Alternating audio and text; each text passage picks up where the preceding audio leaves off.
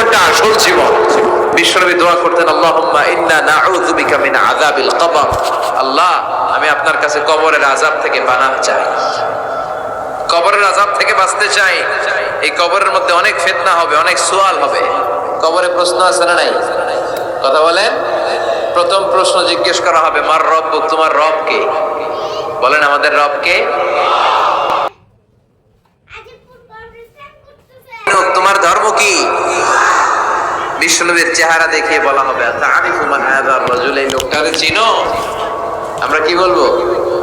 আমরা চিনি, উনি আমাদের প্রিয় রাসূল মুহাম্মদুর রাসূলুল্লাহ সাল্লাল্লাহু আলাইহি ওয়াসাল্লাম। এরপরে জিজ্ঞেস করা হবে, এগুলো কোত্থেকে শিখলা? আমরা বলবো কোরআন থেকে। ফায়ুফসাহু লাহু কবরুহু ৭০ যিরাআন। সুন্দর সুন্দর উত্তর করতে পারলে আপনার কবরটারে ৭০ হাত লম্বা করে দেয়া হবে।